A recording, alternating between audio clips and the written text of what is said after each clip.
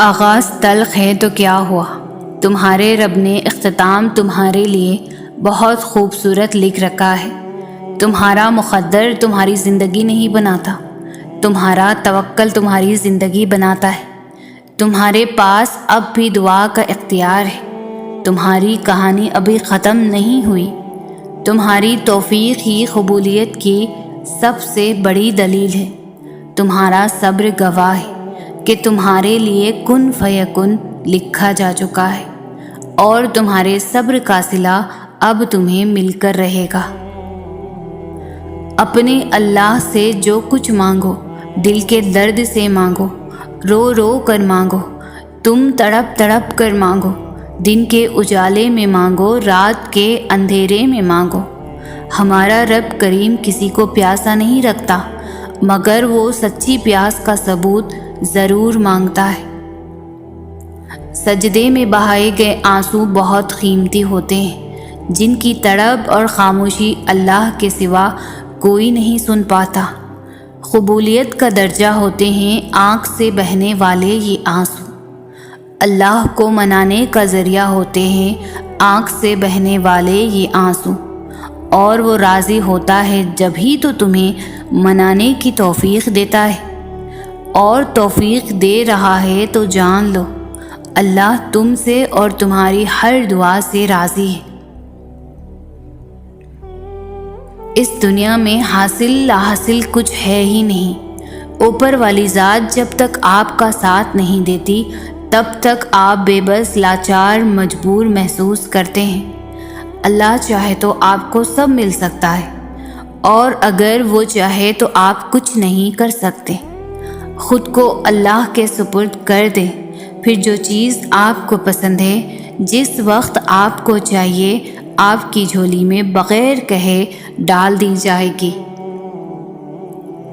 تمہارا صبر تمہیں ان مقامات تک پہنچا سکتا ہے جس کا تم گمان بھی نہیں کر سکتے، اور اس کے لیے تمہارا یہ جاننا ضروری نہیں کہ آگے کیا ہوگا یا کیسے ہوگا۔ یہ کام تم اللہ پر چھوڑ دو۔ تمہارا کام بس یقین رکھنا ہے۔ ممکن سے لے کر ناممکن تک، حاصل سے لے کر لا حاصل تک، روشنی اور معجزے تم میں چھپے ہوتے ہیں، اور انہیں تم نے خود ہی ڈھونڈنا ہوتا ہے۔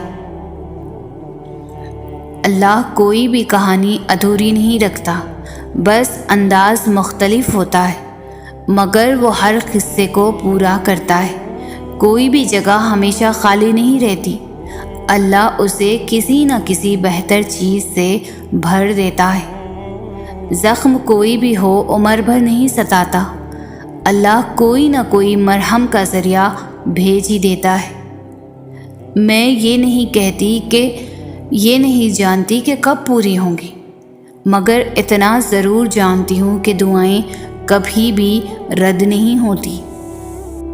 اگر زندگی میں کبھی ایسی زندگی سے گزرو جن کا کبھی گمان بھی نہیں کیا ہو تو اطمینان رکھنا، اللہ رب العزت راحتیں بھی ایسی عطا کرے گا جن کا کبھی خیال بھی نہ گزرا ہو۔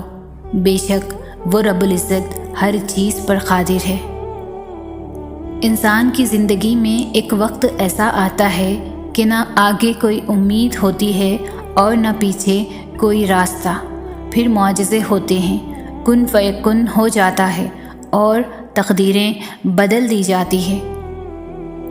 اپنے رب سے چپکے چپکے باتیں کرنا، اپنی من پسند چیزوں کی ڈیمانڈ کرنا، فرمائش کے بعد اپنی مانگی ہوئی چیزوں کے ملنے کا انتظار، اپنی دعاؤں کی قبولیت کا یقین اور اپنے رب پر بھروسہ، یہ سب وہ فیلنگز ہے جو اللہ کے ساتھ کنیکشن اسٹرانگ کرنے کی بیسک وجہ ہے۔ ایک ایسا احساس جس کا کوئی نعم البدل نہیں۔ اس دنیا کا سب سے خوبصورت احساس یہ ہے کہ اللہ محبت ہی محبت ہے۔ میں اگر اللہ کے لفظ کو ڈیفائن کرنا چاہوں تو میرے نزدیک وہ لفظ محبت ہوگا، یا شاید یہ بھی بہت چھوٹا سا لفظ۔ اللہ پر یقین اتنا مضبوط کر لو کہ آج نہیں تو کل کل نہیں تو پرسوں وہ ان دعاؤں پر کن کہہ دے گا جو ہمیں ناممکن نظر آتی ہے۔ اور جب توکل کرو تو یہ مت سوچو کہ جو مانگا ہے وہ ملے گا کیسے، بلکہ انتظار کرو جو مانگا ہے وہ ہر حال میں ملے گا۔ کب اور کیسے، اس بات کا فیصلہ وسیلے بنانے والے پر چھوڑ دو۔ یقیناً وہ وقت بہت ہی قریب ہے کہ جب تمہارا رب تمہیں خوش کرنے میں کوئی کسر نہیں چھوڑے گا، بالکل ویسے ہی جیسے کہ تم نے اس کی رضا کے لیے اپنی خواہشات کو قربان کرتے ہوئے اپنے صبر سے اسے راضی کرنے میں کوئی کسر نہیں چھوڑی۔ انتظار کی بھی 3 صورتیں ہوتی ہیں۔ یا تو اللہ اس لیے انتظار کروا رہا ہے کہ یہ وقت صحیح نہیں تمہیں وہ دینے کا جو تم کب سے مانگ رہے ہو، یا تو وہ چیز تمہارے لیے بہتر نہیں جس کا تم کب سے انتظار کر رہے ہو، یا تو اللہ کو تمہارا مانگنا پسند آ گیا ہے اس لیے وہ چاہ رہا ہے میرا بندہ مجھ سے فریاد کرتا رہے۔ اللہ تو صرف اپنے بندوں سے چاہتا ہے کہ وہ مجھ پر پختہ یقین رکھ لے، اور اس یقین کے راستے پر لانے کے لیے وہ تمہیں مختلف راستوں سے گزارتا ہے۔ پھر وہ رب تمہیں تمہارے یقین کو دیکھ کر تمہیں نواز دیتا ہے۔ اللہ دیکھتا ہے کہ میرا بندہ میرے دیے پر شکر کرتا ہے یا پھر اس کے لیے مایوس ہو جاتا ہے جو نہیں دیا، اور پھر جب آپ اس کے دیے پر شکر کر لیتے ہو نا، پھر وہ آپ کو اس سے بھی نواز دیتا ہے جس کے لیے آپ کب سے اللہ کو پکار رہے ہو۔ اپنے اللہ سے جو کچھ مانگو دل کے درد سے مانگو، رو رو کر مانگو، تم تڑپ تڑپ کر مانگو، دن کے اجالوں میں مانگو، رات کے اندھیرے میں مانگو۔ ہمارا رب کریم کسی کو پیاسا نہیں رکھتا، مگر وہ سچی پیاس کا ثبوت ضرور مانگتا ہے۔ سجدے میں بہائے گئے آنسو بہت قیمتی ہوتے ہیں، جن کی تڑپ اور خاموشی اللہ کے سوا کوئی نہیں سن پاتا۔ قبولیت کا درجہ ہوتے ہیں آنکھ سے بہنے والے یہ آنسو، اللہ کو منانے کا ذریعہ ہوتے ہیں آنکھ سے بہنے والے یہ آنسو، اور وہ راضی ہوتا ہے جب ہی تو تمہیں منانے کی توفیق دیتا ہے، اور توفیق دے رہا ہے تو جان لو اللہ تم سے اور تمہاری ہر دعا سے راضی ہے۔ جن دعاؤں کے بارے میں شیطان سب سے زیادہ ناممکن کے وسوسے دلائے انہیں اور زیادہ یقین سے مانگو، کیونکہ وہی دعائیں سب سے بڑی آزمائش ہوتی ہے، یقین کی آزمائش، اور آزمائش پر پورا اترنے والوں کے لیے اللہ کے ہاں بہترین اجر کا وعدہ ہے۔ تہجد وہ تمام معجزے کروا سکتی ہے جن کے متعلق دنیا والے کہتے ہیں ہم عام انسان ہیں، ہمارے لیے کہاں ہوں گے ایسے معجزے۔ وہ شاید بھول جاتے ہیں کہ وہ رب معجزے کرنے پر قادر ہے، اور وہ ہم عام انسانوں کا بھی رحمان ہے۔ تم گھبراتے کیوں ہو مقدر کے فیصلوں پر؟ کیا تم نہیں جانتے تمہارا رب غفور الرحیم ہے؟ وہ اگر رات کو دن اور دن کو رات کرنے پر قادر ہے تو کیا وہ تمہاری تڑپ دیکھ کر تقدیر کے فیصلے نہیں بدل سکتا؟ وہ کبھی تم سے غافل نہیں ہوتا اور نہ تمہاری چاہت سے انکار کرتا ہے، وہ تو بس تمہیں آزماتا ہے کہ میرا یہ بندہ میری محبت میں صبر کی کس حد تک جاتا ہے، اور پھر جب وہ راضی ہو جاتا ہے ناممکن تو کن فرما دیتا ہے، اور مقدر سبھی بدل جاتے ہیں۔ تمہارے آنسو جو تمہاری روح میں اترتے ہیں پر کسی کو دکھائی نہیں دیتے، وہ اللہ پاک دیکھتا ہے۔ وہ تمہاری تکلیف سے بے خبر نہیں ہیں، تم نہیں جانتے، لیکن وہ تمہاری حفاظت کیے ہوئے ہے۔ ہر طوفان بربادی لے کر نہیں آتا، جیسے حضرت نوح علیہ السلام کے لیے طوفان ہار نہیں بلکہ جیت لایا تھا، ویسے ہی تمہاری آزمائش تمہاری جیت بن جائے گی۔ آغاز میں چوٹ ہے تو اختتام میں شفا بن جائے گی۔ وہ تمہیں ایسے نوازے گا کہ نمازوں میں تمہارے گرنے والے آنسو اللہ پاک کی رحمت پر حیران رہ جائیں گے۔ جس وقت تم دعا کے لیے ہاتھ اٹھاتے ہو اسے پتہ ہوتا ہے کہ میرا بندہ آج کس تکلیف میں ہے، اسے پتہ ہوتا ہے کہ بڑی امیدیں باندھ کر میرا بندہ آج جھولی پھیلانے آیا ہے۔ بس جو بھی اس سے رجوع کرتا ہے وہ اسے اس کی فریاد عطا کر دیتا ہے، اس کے یقین کی لاج رکھتا ہے۔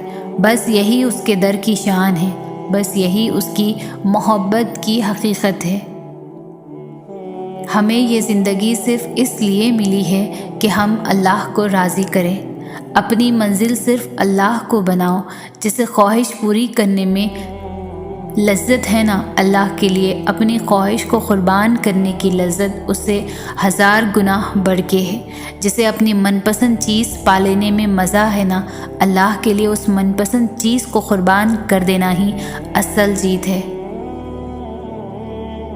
آج ہم نے سب کچھ اس دنیا کو ہی سمجھ لیا ہے اور اس دنیا کو جنت بنانے کے پیچھے لگے ہوئے ہیں۔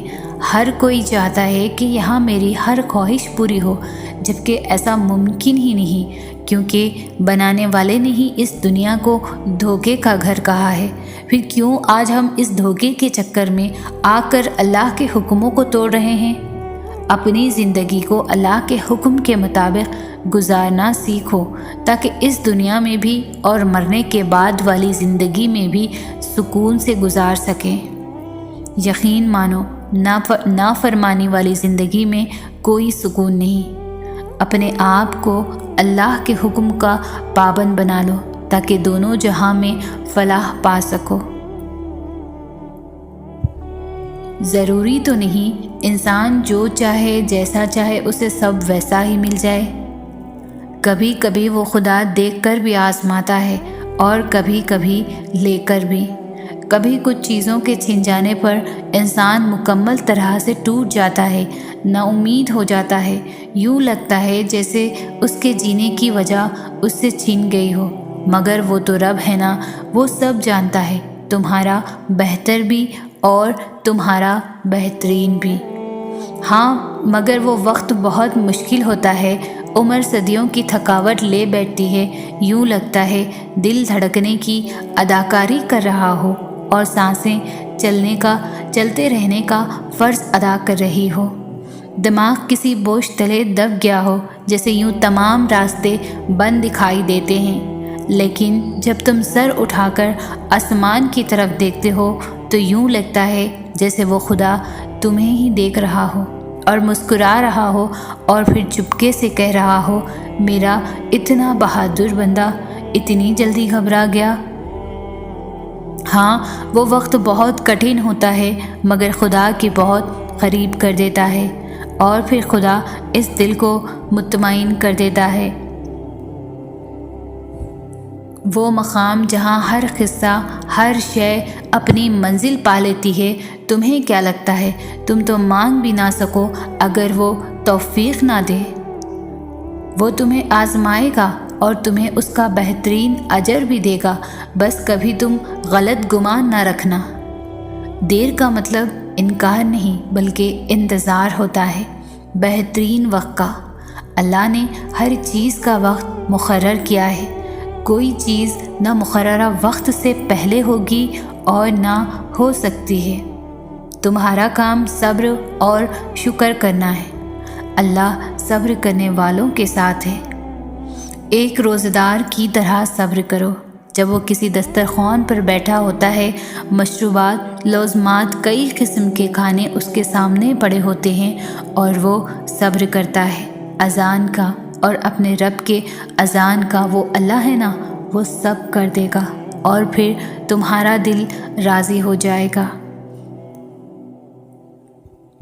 وہ تمہاری چھوٹی چھوٹی کوششوں سے بھی واقف ہے جو تم اس کی رضا میں راضی ہونے کے لیے کرتے ہو۔ وہ تمہارا صبر کرتے کرتے تھک کر گرنا اور پھر دوبارہ اٹھنا اور صبر کرنا بھی دیکھتا ہے۔ وہ تمہاری بے ربط دعاؤں کو بھی جانتا ہے جو تم ہر وقت دل میں مانگتے رہتے ہو۔ اس کی بارگاہ میں تمہارا کوئی بھی تھوڑا سا بھی عمل ضائع نہیں ہوتا۔ وہ دیکھ رہا ہے، جانتا ہے تمہارا حوصلہ اور ہمت، وہ خوش ہے تم سے، اور اس کے پاس تمہارا اجر بھی تیار ہے۔